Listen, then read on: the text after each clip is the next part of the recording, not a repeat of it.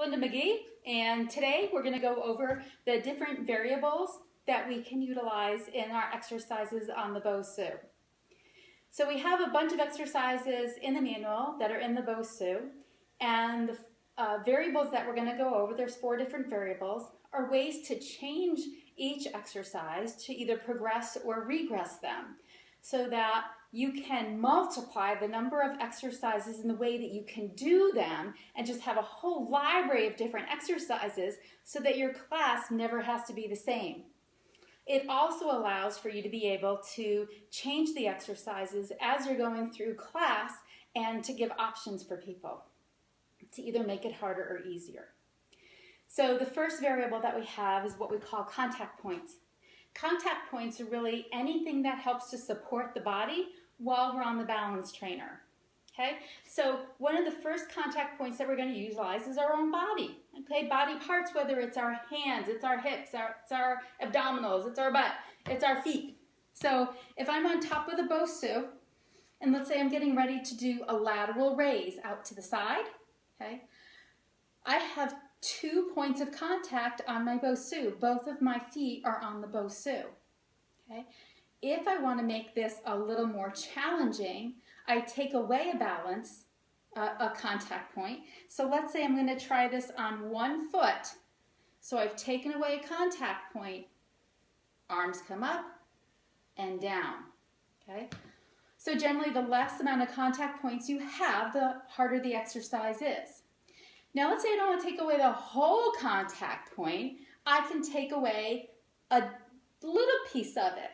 So instead of my whole foot on top of the BOSU, maybe what I'm going to do is raise my heels up so I'm on my toes. So I still have 2 points of contact, but the amount of surface area has been taken away. So you don't have to go from 2 to 1 or from 3 to 2 as we go through. So your body parts is one piece of the contact point. Another thing that you can use for a contact point is another surface area.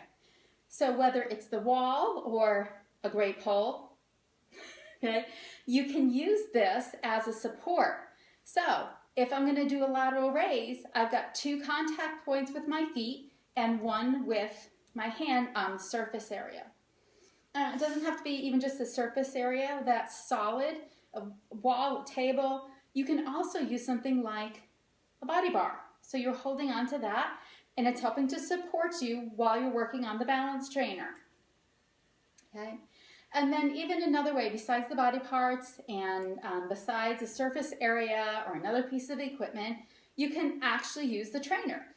Okay? So if that's you as a trainer, okay, and let's say somebody, when your client wants to do a squat, okay, they're going to come down and then raise themselves back up. But if they're having a little bit of a harder time, as the trainer, you can stand in front of them, have your palms up, they can put their hands right on top of your forearm, gives them more support. So as they squat down, you're coming down with them, and they can either be fully on you or just above or a little bit of a touch, so that the trainer actually becomes a point of contact, okay? So again, those contact points, anything that helps to support the body while you're working on the balance trainer. Okay? So you can use them to either progress or regress any of the exercises. Okay? The second variable that we're going to look at is what we call visual effect. Okay?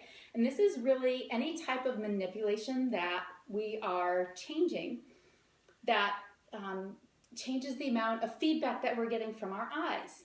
Okay, so one of the things that we're looking at in the visual effect is the amount of visibility that we have. So visibility is really how much sight that we have.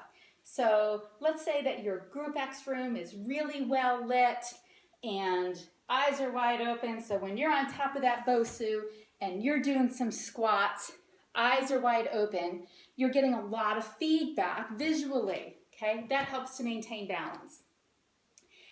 If we want to make it a little more difficult for somebody, we change the visibility, one of the factors under visual effect. So instead of having both of my eyes opened, I may close both eyes and do the exercise. And you don't have to do the whole exercise with your eyes closed. I could squat down with my eyes open, take away the visibility, open my eyes back up, and then finish the squat. So you're not taking away the visibility the whole time, but you could, right? For somebody who needs a little more challenge, already has more core, they can do the squat or whatever exercise with their eyes totally closed, okay? But just think, the other option isn't just both eyes closed. You can close one eye. You can close the other eye. You can pretend you're winking at somebody, okay? But that takes kind of a midsection between totally open and totally closed. Or maybe you're going to squint a little bit. Because think in real life situations when our clients and athletes are outside riding a bike, running, okay? Let's say wind picks up and sand comes up and you squint a little bit and all of a sudden your visibility is gone. There's all this fog that's going on, okay? Or you're a skier and all of a sudden this white patch comes through. Your visibility has decreased. So we want to be preparing our clients for that. So not only might we change the visibility, the other part of visual effect is our focal point. So the more you can have your client maintain almost a stare or a look at one particular spot, whether it's a spot on the wall that they pick, it's the person in front of them, whatever it is, that, again, if we take the squat, if they're looking at one specific spot the whole way throughout the exercise, they'll maintain their balance better, okay? If you think about your athletes, they do this all the time, okay? Take, for instance, your swimmers, right? They're looking straight on at where the edge of the pool is, so where they're gonna do their flip, okay? For gymnasts, when they're running and jumping off that horse and twisting around, they're watching the mat. They're watching to where they're going to land and stick. They have a focal point to help them keep balanced. If we're going to make it a little more difficult, we're going to take away some of that focal point, change it. So if we take the squat again, if I have my focal point and I'm looking as I squat down, well, maybe I'm going to take that focal point away now and I'm going to look to the side and come back. And maybe I take the visibility away. Open. Change my focal point.